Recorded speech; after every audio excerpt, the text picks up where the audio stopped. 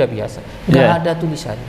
Nggak ada tulisan Sayyid macam-macam, nggak ada. Raden, nggak ada. Ya, oke. Kalau Sunan Derajat itu ya, Sunan Derajat setelah Sunan Ampel, itu masuknya ada yang mengatakan sebagian buku-buku ya, mengatakan bahwa jalurnya adalah ke Ba'alawi itu ya.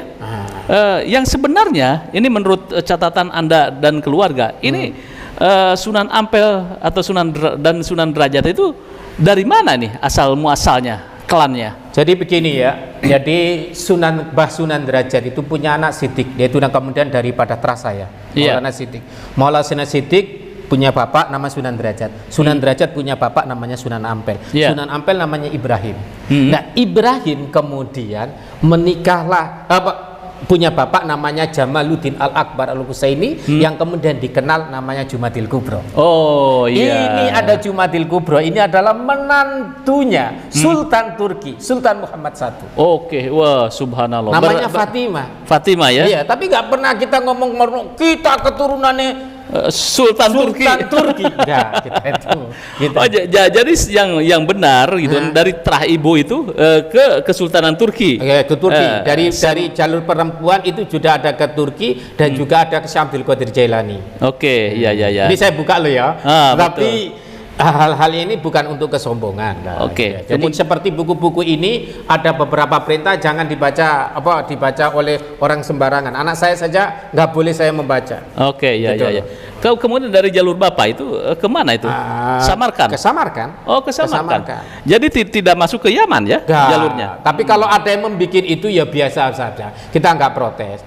Makanya orang nggak bisa membayangkan Majapahit begitu kok Raden Patah mampu untuk berperang dengan kerajaan Majapahit yang dikuasai Girindrawardhana. Iya. Karena di sini banyak cucunya Sultan Ottoman. Ottoman ya. Dinasti Utsmaniyah. Dinasti Utsmaniyah di situ ya.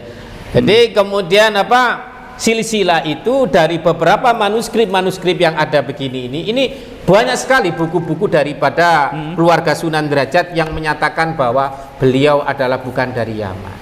Tetapi mulai tahun 80-an ini kemudian dicantol-cantolkan kemana, dicangkok-cangkokkan ke Asmat Khan. Kemudian bahkan kemudian tidak diakui. Jadi nggak diakui. Kemudian nggak diakui sampai kemudian virallah Habib Bahar yang menyatakan bahwa cucunya Trah Wali Songo ini dari jalur sudah 500 musnah. Ya saya tertawa. Oh iya. Jadi kita itu nasab nggak terlalu kita bawa-bawa. Oke. Berarti dari jalur pihak Bapak itu ya, itu kemana itu ke atasnya? Ke Uzbekistan, Cina, begitu. Jadi kalau kita melihat itu nanti apalagi sekarang kan udah banyak tes DNA kan. Iya. Apakah saya sudah tes DNA? Nggak usah perlu disebut-sebutkan. Tapi kita sudah memahami bahwa kakek kita memang bukan dari Yaman. Bukan dari Yaman. Kalau andaikan dari Yaman, sejak dulu kita itu sudah membaca ratib. Oh iya. Tetapi betul. Mengapa kalau kemudian Wali Songo itu nggak membaca ratib? Memang bukan dari Yaman. Tapi sekarang ini mulai tahun 2000-an ini orang-orang mengenal ratib. Iya. Kemudian sekarang ini kemudian kembali lagi ke wiritannya para wali 9. Kayak seperti saya tadi ini adalah wiritannya Sunan Derajat. Iya, jadi ciri khasnya memang dari Wali Songo adalah thoriqoh gitu ya, thoriqoh. Oke. Kalau di sini disebutkan bahwa Mbah Sunan Derajat itu adalah Naksabandi.